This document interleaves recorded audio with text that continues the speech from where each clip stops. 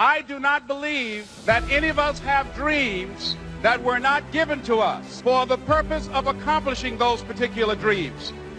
I don't know what that dream is that you have. I don't care how far-fetched it might appear to be. I don't care how disappointing it might have been as you've been working toward that dream. But here's what I know, that dream that you're holding in your mind, that it's possible. See, sometimes we can't say, I can do that. But what we can say, that it's possible that I can have my dream. That in the process of working on your dreams, you are going to incur a lot of disappointment, a lot of failure, a lot of pain, a lot of setbacks, a lot of defeats.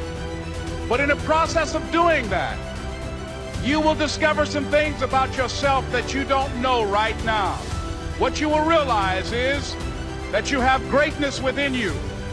What you'll realize is that you're more powerful than you can ever begin to imagine. What you will realize is that you're greater than your circumstances, that you don't have to go through life being a victim. Someone's opinion of you does not have to become your reality. And ladies and gentlemen, I started working on my dream, and most people don't work on their dreams. Why? For many years I didn't. One is because of fear, the fear of failure. What if things don't work out? And the fear of success. What if they do and I can't handle it? The other thing is that most people, ladies and gentlemen, they get comfortable. They stop growing, they stop working on themselves, they stop stretching, they stop pushing themselves, and they end up becoming very cynical about life, and they throw in the towel on themselves and on their families and on their dreams. And the other thing is that most people don't feel worthy. What I'm doing now, I could have been doing years ago. But because I did not have a college education, because I didn't believe in myself, because I allowed other people's opinion of me to control my destiny, I didn't act on my ideas. So I applaud you for your dreaming, for your running toward your dream. I applaud you for believing in yourself, because that's what life is about, stretching and challenging, looking for ways that you can begin to improve yourself. And I don't know what that dream is for you. I can tell you that it's possible. I'm saying to you, your dream is possible. It's necessary to know that everybody won't see it, that everybody won't join you, that everybody won't have the vision. It's necessary to know that a lot of people like to complain, but they don't want to do anything about their situation, that you are an uncommon breed. You know, you have to know within yourself that I can do this. Even if no one else sees it for me, I must see it for myself. That's necessary. That no one can do it for you but you. And even though you face disappointments, even though you will experience some setbacks, it goes with the territory. You must understand that. I remember I was playing a game with my 9-year-old son, John Leslie, and I beat him 10 straight games in a game called Connect 4. And finally, I said, John Leslie, I'm bored. I don't want to play you anymore. And I got up. I said, I'm ready to go to sleep now. John Leslie said, no, you can't go now, Dad. I said, why? He said, it's not over until I win. That was his attitude. We sat down and we played several other games. And finally, after the 11th game, John Leslie won, and he got up and he yawned. And he said, I'm ready to go to sleep now. And I'm saying to you, what if all of us took that attitude after we face a rejection and a no, or we have a meeting and no one shows up, or somebody say, you can count on me, and they don't come through? What if we have that kind of attitude? The car's repossessed. Nobody believes in you. You've lost again and again and again. The lights are cut off, but you're still looking at your dream, reviewing it every day, and say to yourself, it's not over until I win. Yes, it's possible that you can choose your future and direct the course of your life as you run toward your dream.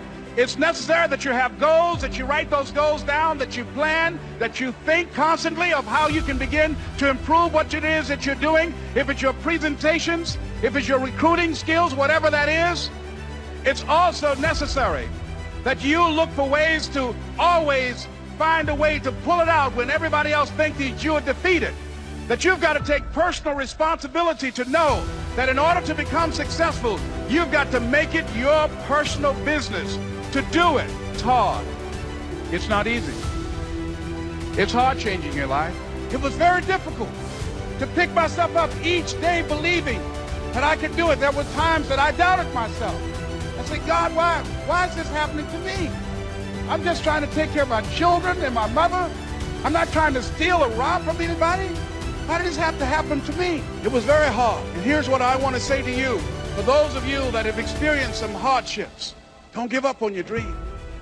It's very important as you hold on to that dream. There are moments when you're going to doubt yourself. There are rough times that are going to come, but they have not come to stay. They have come to pass. It's very important for you to know that. Don't say I'm having a bad day.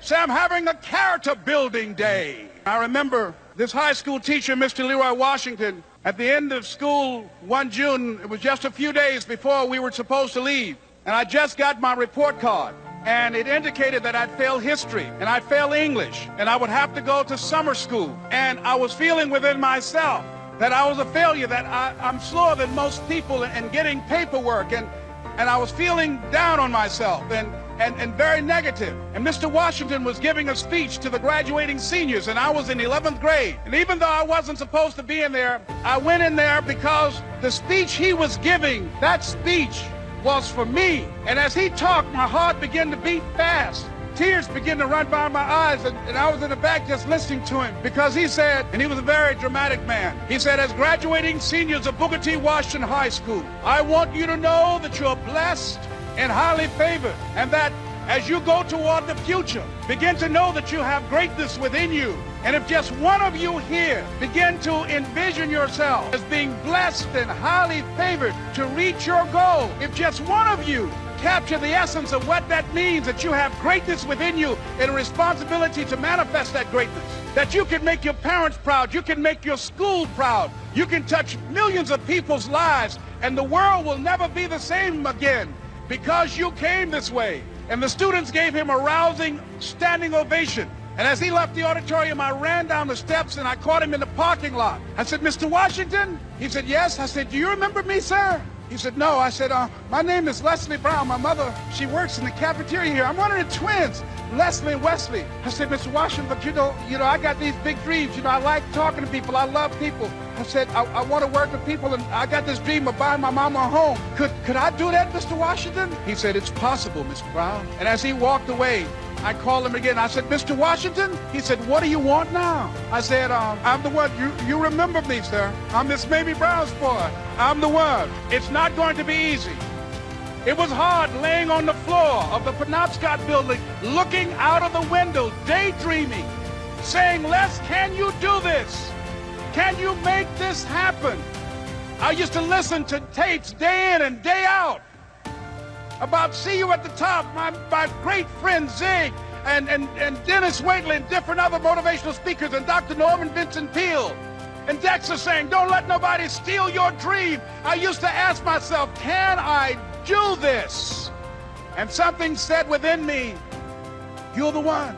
I got a saying on one of my tapes, if life knocks you down, try and land on your back, because if you can look up, you can get up. Well, you don't know how you're going to make this happen, but you just feel within yourself some way, somehow, with the help of God, I'm going to make it happen. It's necessary that you associate with winners, that you work your system, that you are relentless, that you never give up. It's you. You've got to take personal responsibility. You've got to make it your personal business to make it happen. And you've got to resolve within yourself that I can do this, that it's hard, but you've got to say, I'm the one. I'm the one to make this happen. I'm the one to become successful in this business. As you work to help other people to become successful, that feeds your success. But you know it's going to be hard, but find out what will make it worth it for you. If you want to make your dream become reality, the people that are running at their dreams know that it's possible that you can live your dream, that it's necessary, that you're relentless, that you have a plan of action, that you are creative. The people that are living their dream are finding winners to attach themselves to. The people that are living their dreams are the people that know that if it's going to happen, it's up to them. And they're resolving within themselves, it's not over until I win. The people that are running after their dream know they're going to have hard times. They keep on running because they're saying within themselves, I'm the one. No matter how bad it is or how bad it gets, I'm going to make it.